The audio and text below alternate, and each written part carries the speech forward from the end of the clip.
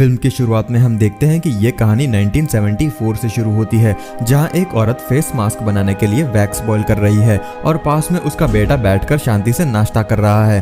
थोड़ी देर में उस औरत के पति वहां दूसरे बेटे को लेकर आते हैं जो चिल्ला रहा है। ये इतनी बुरी तरह चिल्ला रहा है कि इसे कंट्रोल करने के लिए उसे चेयर से बांधना पड़ता है। बच्चे के हाथों पर काफी निशान है, जिससे हम ये समझ जाते हैं कि पहले भी इसको इसी तरह बिठाया गया होगा। इनमें से किसी का भी चेहरा नहीं दिखाया जाता।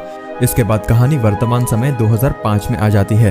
कुछ दोस्त फुटबॉल मैच देखने जा रहे हैं, जिससे पहले वो एक रेस्टोरेंट में रुके हुए हैं। इनमें से एक लड़की का नाम कार्ली है, जो कि इस फिल्म की नायिका है। वो अपने बॉयफ्रेंड वेड और अपने भाई निक के साथ है। इनके और भी दोस्त यहाँ पर हैं। यहाँ से ये लोग फुटबॉल मैच देखने के लिए निकल जाते हैं। रास्ते में उन्हें हाउस ऑफ वैक्स का बोर्ड भी दिखता है। मैच शुरू होने में टाइम होता है, इसलिए सब लोग रास्ते में रुककर कैंप लगा लेते हैं। इस जगह को ये सभी काफी इंजॉय करते हैं। जब ये लोग मस्ती कर रहे होते हैं तब इनका एक दोस्त कैमरे में रिकॉर्ड कर रहा होता है। उन लोगों को वहां पर काफी तेज बदबू भी आ रही होती है, लेकिन वो लोग इस पर ज्यादा ध्यान नहीं देते। तभी अचानक वहां पर एक गाड़ी आती है जो लगातार उनके चेहरे पर तेज रोशनी मारती है, जिससे इनको काफी परेशानी होती है। निक, जो काफी रफ इंसान है, वो अपनी बियर को फेंक कर मारता है, जिससे गाड़ी की एक लाइट टूट जाती है। थोड़ी देर में वो गाड़ी वापस चली जाती है, जिसके बाद वो सभी सोने चले जाते हैं। कैंप में रात को सब सो रहे होते हैं, तब कैमरे से इनका कोई वीडियो शूट कर रहा होता है। कार्ली की आंख खुल जाती है। उसे महसूस होता है कि कोई ना कोई उनके आसपास घूम रहा है। वो बाहर निकलकर देखने लग जाती है। तभी उसका दोस्त वैड उसे यहाँ से वापस ले आता है। अगले दिन सुबह ये सब कैंप से निकलने की तैयारी कर रहे होते हैं। जिस लड़के के पास कैमरा था वो अपना कैमरा ढूंढ रहा होता है जो खो चुका है। सुबह जब कार्ली अपनी दोस्त के साथ बाहर जाती है तो वही गंदी बदबू और तेज हो चुकी थी। कार्ली बदबू का पीछा करते हुए आगे बढ़ती है, लेकिन अचानक कार्ली का पैर फिसल जाता है और वो गड्ढे में गिर जाती है। ये गड्ढा जानवरों की लाशों से भरा हुआ होता है। तब उसकी चीख सुनकर सब आ जाते हैं। उन्हीं जानवरों की लाशों में उसे एक इंसान का हाथ भी दिखता है।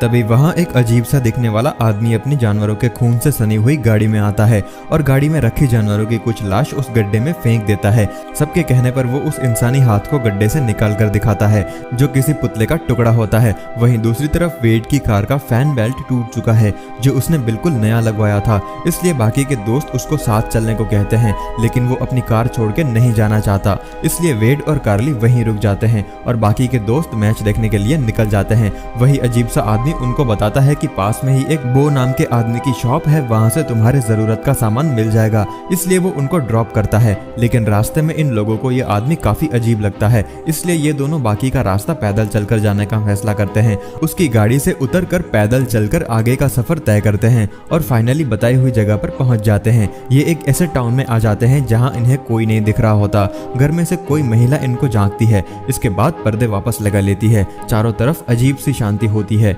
इन लोगों को पास में एक चर्च दिखता है और ये वहां चले जाते हैं। वहां पे इनको बू नाम वाला आदमी मिल जाता है। चर्च में फ्यूनरल चल रहा होता है। बू इनको फ्यूनरल खत्म होने के बाद आने को कहता है, इसलिए ये लोग बाहर आ जाते हैं। दूसरी तरफ हम देखते हैं कि निक और बाकी दोस्त रास्ते में किसी बड़े ट्रैफिक में फंस जाते हैं, इसलिए वापस अपने कैंप में आने का फैसला करते हैं। कार्ली भी इनको फोन करके बता देती है कि थोड़ी देर में गाड़ी का सामान मिल जाएगा, इसलिए तुम लोग हमें लेने आ जाओ।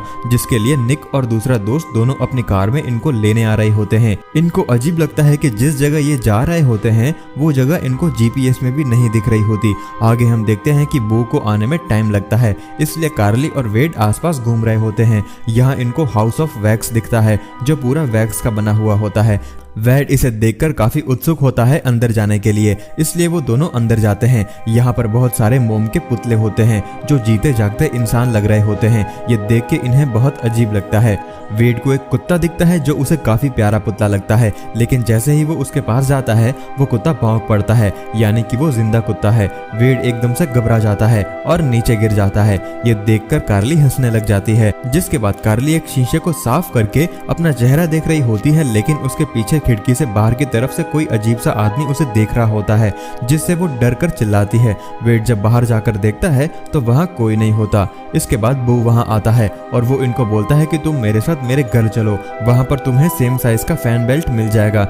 जिसके बाद वो लोग उसके घर पर जाते हैं और उनको बू के घर जाते जाते शाम हो जाती है। बू इनको रास्ते में हाउस ऑफ वैक्स की कहानी सुनाता है कि एक डॉक्टर यहाँ पहले रहता था, जो पहले सिटी में था, लेकिन किसी गैर कानूनी काम करने की वजह से उसे निकाल दिया गया। गया तो वो अपनी वाइफ के साथ रहता था जो वैक्स यानी मोम के पुतले बनाया करती थी। वो धीरे धीरे पागल हो गई। उसका पति उसे ठीक नहीं कर पाया, इसलिए उसने अपनी बीवी को मारकर अपने आप को खत्म कर लिया। उनके छोटे बच्चे थे जिनको बाकी की जिंदगी किसी अनाथालय में गुजारनी पड़ी। अब यहाँ हम समझते हैं कि जो मूवी के पहले सीन में हमने कपल देखा था वो उन्हीं की बात कर रहा था। अब वो लोग बू के घर पहुंच जाते हैं जहाँ कार्ली बाहर गाड़ी में ही बैठ जाती है और वेट करके अंदर बाथरूम करने के लिए चला जाता है। कार्ली जब बाहर घूम रही होती है तभी उसकी नजर बाहर खड़ी हुई एक गाड़ी पे पड़ती है जिसकी टूटी हुई हेडलाइट देखकर वो समझ जाती है कि बू ही वो आदमी है जो रात को आया था। उसे महसूस होता है कि कुछ ना कुछ गड़बड़ है, इसलिए वो वेड को कॉल करती है पर वो कॉल पिक नहीं करता। इसलिए वो अपने दोस्त ब्लैक को कॉल करती है, वो भी कॉल रिसीव नहीं करता, इसलिए उसे वो वॉइस मैसेज करती है। लेकिन जब तक वो अपनी बात बोल पाती तब तक बू बाहर आ जाता है। कार्ली गाड़ी में अपने आप को लॉक कर लेती है।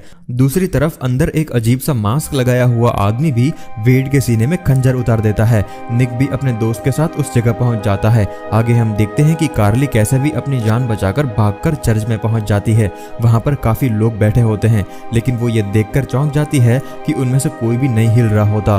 तब वो ध्यान से देखती है कि ये सब मोम के पुतले हैं।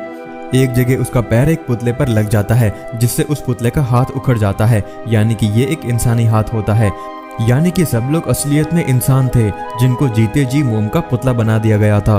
काफी कोशिश करने के बाद भी कार्ली बू के हाथ में आ जाती है जहां बू उसे तहखाने में ले जाता है। निक भी वहां आकर कार्ली को आवाज लगाता है। कार्ली को बू एक चेयर से बांध देता है ताकि वो मदद के लिए चिल्ला ना पाए, इसलिए वो सुपर ग्लू उसके लिप्स पे लगाकर चिपका देता है।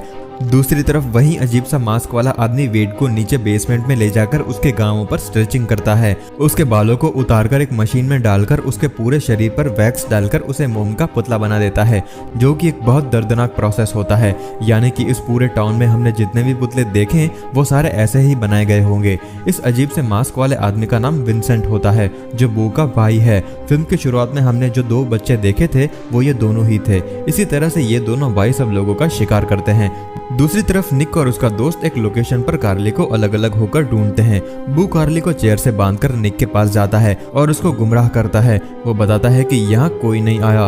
नीचे बेसमेंट से कार्ली हिम्मत करके अपना हाथ छुड़ा लेती है और एक उंगली निकालकर उसे इशारा करने की कोशिश करती है जिससे बू देख लेता है। बू निक से छुपाकर उसकी उंगली ही काट देता है।